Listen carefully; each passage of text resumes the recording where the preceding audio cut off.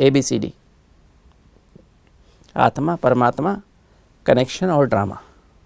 जी। इस stupid drama में हर चीज़ accurate हो रही है, कर्मों के हिसाब किताब के अनुसार हो रही है, परमात्मा की डायरेक्शन के अंडर हो रही है। वो इसका प्रोड्यूसर है और डायरेक्टर है और प्रिंसिपल जस्टिस भी है। तो जब हम ये समझ जाते हैं कि मेरे साथ जो कुछ हुआ शरीर में या बाहर, वो मेरे अपने कर्मों का फल है।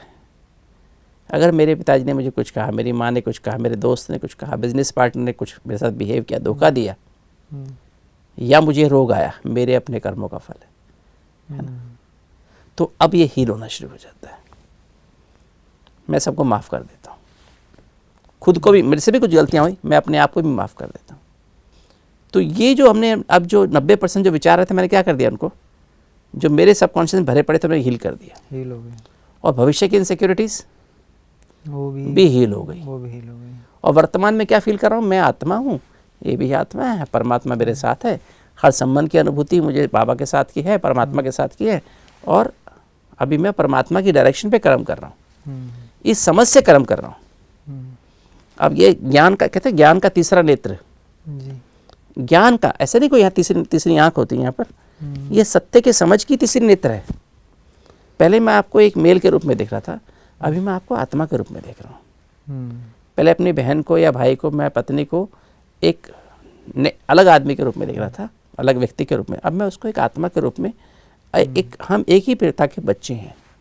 अपने बेटे को, अपनी बेटी को मैं उस रूप में देख रहा हूँ, है ना, कि हम आपस में एक दूसरे के परिवार, एक दूसरे के साथ आए, अपने कर्मों का हिसाब किताब चुकता करें। और हमारा फ़र्ज़ है, जैसे मेरी ड्यूटी है इनकी केयर करना, इनकी पालना करना।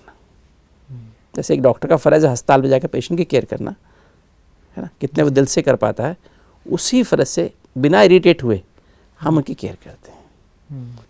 पास्ट के विचार हील हो गए, भविष्य के विचार हील हो गए, वर्तमान में अब मैं अपने सत्य स्वरूप में स्थित होकर के दूसरे के सत्य स्वरूप को अनुभव करते हुए और सत्य स्वरूप में व्यवहार करता हूँ जी। तो ये इसे कहते हैं शांति। मतलब अब 90% विचार कट हो गए ना। अब पहले 30 विचार आ रहे थे, अभी मेरे कितने विचार आ रहे हैं? 4, 5, 6, 7, 8 विचार आ रहे हैं। वही जो वर्तमान में जरूरी है, वर्तमान में जरूरी है वही आ रहे हैं, पास्ट के और भविष्य के नहीं आ रहे हैं। 30 विचार है शांति है, किंतु मेरे जो 7-8 विचार आ रहे हैं ये शांति है। 3-4 विचार आ रहे हैं शांति है, इसी को शांति कहते हैं, है ना। जैसे हम परमात्मा को असोचता कहते हैं, परमात्मा असोचता है। असोचता माना वो कुछ भी सोचता नहीं है ना। अब दुनिया में इतना, अभी जैसे आजकल बीमारी फैली हुई है सब जगह, इतने लोग मर रहे हैं, चारों तरफ मतलब लोग डरे हुए हैं, चिंता में हैं, परेशान हैं, इतने एक्सीडेंट हो रहे हैं। क्या परमात्मा सोच रहा है ऊपर बैठ के ये एक्सीडेंट क्यों हो रहा है, इतने लोग कैसे मर गए? कुछ नहीं सोचता, वो सोचता नहीं, क्योंकि हर एक का अपना कर्मों का हिसाब किताब है ना। ये कर्मों की खेती है ना। जो जैसा कर्म किया उसने वैसा फल पा रहा है। जो उसको याद करा उसको, जो उसको याद करता है उसको थोड़ी सी करंट भेज देता है। शांति माना पास्ट की बातें भूल जाता है, भविष्य की चिंता खत्म हो जाती है।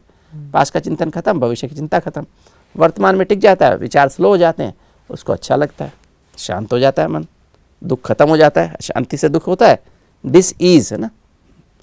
डिस ईज, बीमारी का अर्थ क्या है? Disease, loss of ease. अंदर की शांति खत्म हो गई तो बीमारी कहते हैं। शांति आ गई ना, इसलिए कहते हैं पीस हील्स।